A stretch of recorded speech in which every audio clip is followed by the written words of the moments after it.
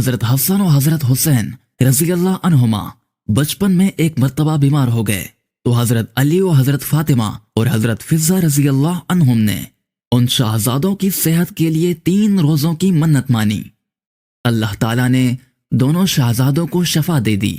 جب نظر کے روزوں کو ادا کرنے کا وقت آیا تو سبھی نے روزے کی نیت کر لی۔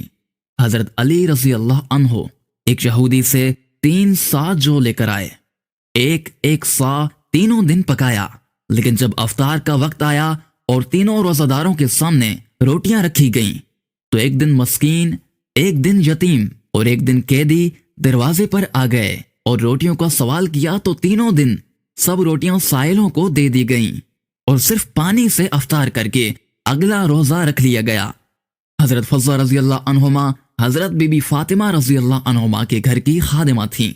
قرآن مجید میں اللہ تعالیٰ نے اپنے محبوب صلی اللہ علیہ وسلم کی پیاری بیٹی کے گھر کی اس سرگزشت کو ان الفاظ میں بیان فرمایا، وَيُطْعِمُونَ الطَّعَامَ عَلَىٰ حُبِّهِ مِسْكِينًا وَيَتِيمًا وَأَسِيرًا إِنَّمَا نُطْعِمُكُمْ لِوَجْهِ اللَّهِ لَا نُرِيدُ مِنْكُمْ جَزَاءً وَلَا شُكُورًا، اور کھانا کھلاتے ہیں اس کی محبت پر، مسکین، یتیم اور اسیر کو۔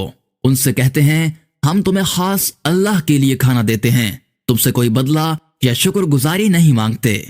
سبحان اللہ، اس واقعے سے اہل بیت نبوت کی سخاوت کا عجیب و غریب اور عدیم المثال حال معلوم ہوتا ہے۔ مسلسل 3 روزے اور سحر و افطار میں صرف پانی پی کر روزے رکھنا اور خود بھوکے رہ کر روٹیاں سائلوں کو دے دینا، یہ کوئی معمولی بات نہیں ہے۔